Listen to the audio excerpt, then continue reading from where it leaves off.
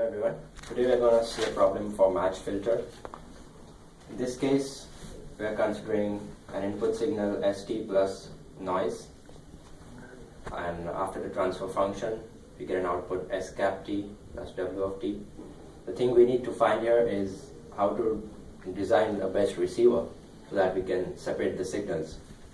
In our case, we have ST assumed to be like a deterministic signal, let's say some pulse, and because the output is going to be mixed with noise, so we don't know if it's going to be a simple immersed noise signal or if it's going to be an output signal. So for that, we have to assume noise T as a white noise,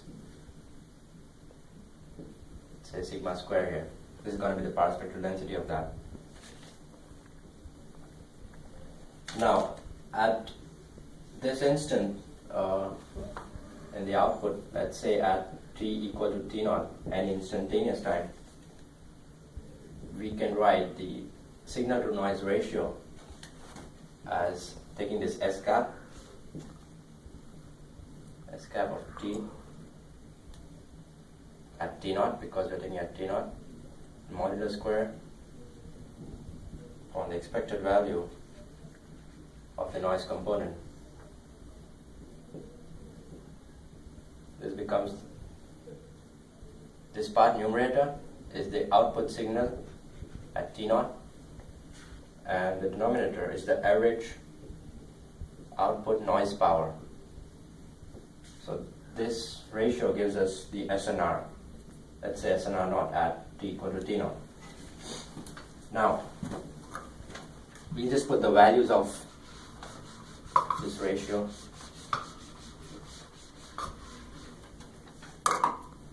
I'll write this down again.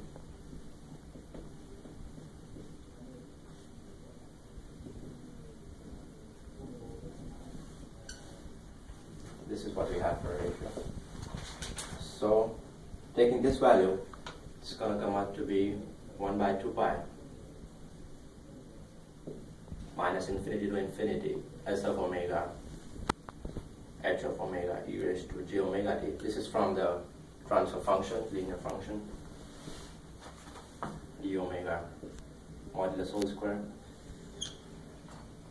and the average output noise power will be 1 by 2 pi minus infinity to infinity sigma square transfer function modulus.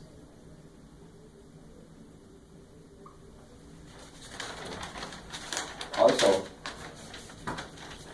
as you can see here from the Cauchy-Schwarz inequality, it says the multiplication of any two random functions fx, gx, dx and the modulus squared is less than equal to their individual modulus squares, fx mod square dx into integral of gx mod square dx. And the equality holds true when fx is equality holds true when fx is k times g conjugate function of gx. So in our case, we can apply the Cauchy-Schwarz inequality here and write this ratio to be less than equal to 1 by 2 pi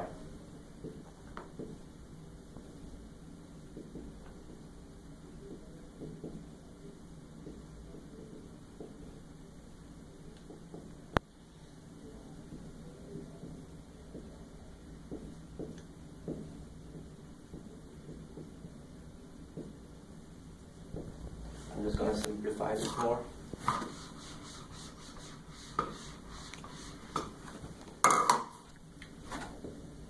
Cancelling the 2 pi, taking out all the squares, we can simplify it as 1 by 2 pi sigma square integral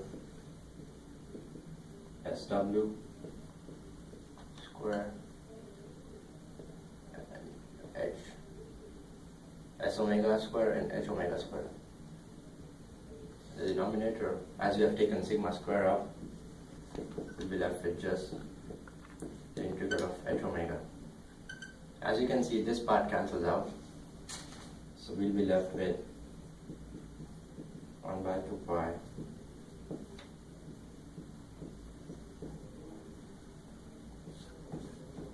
by sigma square.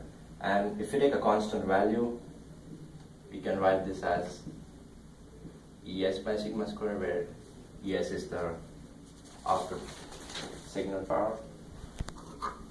So this equation right here proves our claim 1, and the SNR is given by this. So if we can design a function which has this kind of property for SNR, then that's going to be the best receiver. And this is the SNR ratio for the claim 1. Now, let's see for claim 2.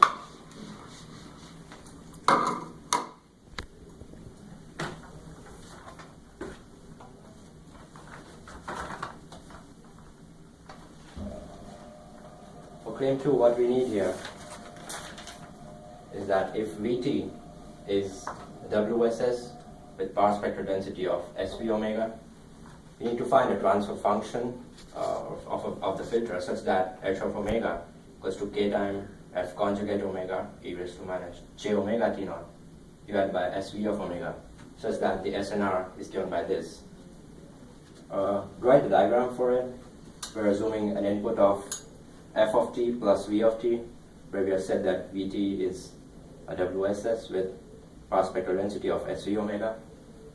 Putting it into a widening filter, this gamma v of omega. We use a widening filter to get f1 of t plus iv of t. This iv of t is nothing but a white noise, which has a power spectral density of 1. And we use a widening filter to get that. And after that, we're going to have our transfer function, which will give us the final output. So, from claim 1, we can see that h1 of omega equals to k time f conjugate f1 conjugate of omega e raised to minus g omega t naught, as you can see from here.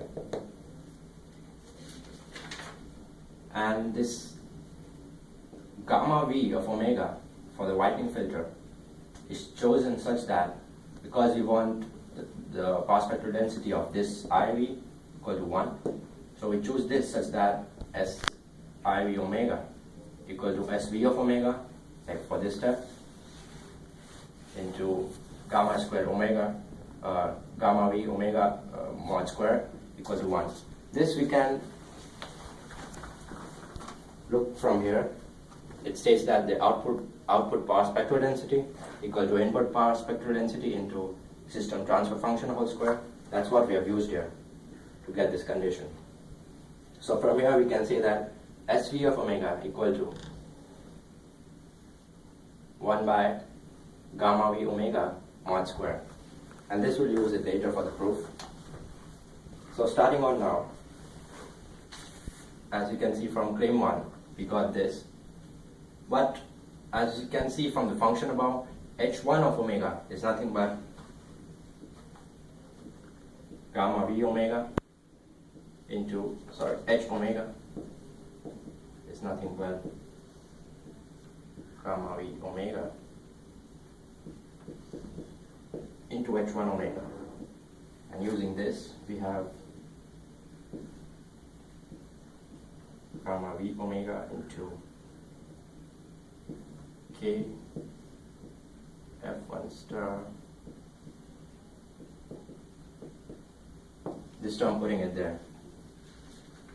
And if we simplify it further, like converting f1 into the f, we will get a final simplified equation of k f conjugate omega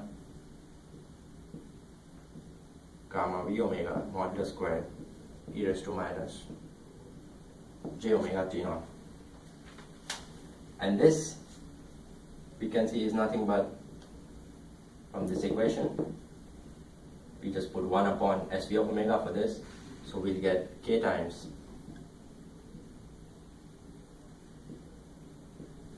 f star of omega by SV of omega t raised to minus j omega t naught. And that is what we wanted for claim 2, the transfer function such that it follows this. That's what we have got down there.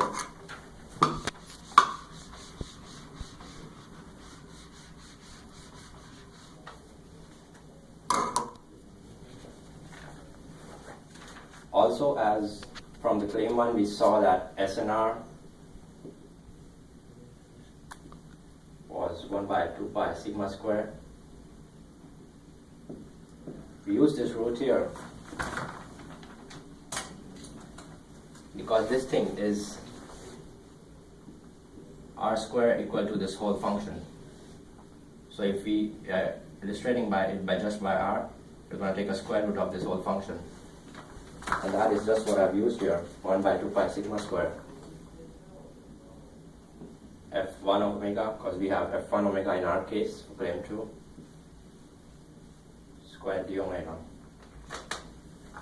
And again, I'm just going to put these values for F1. It's going to be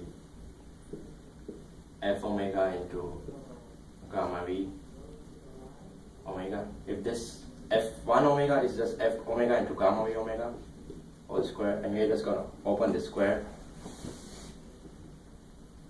So it will turn out to be this whole integral.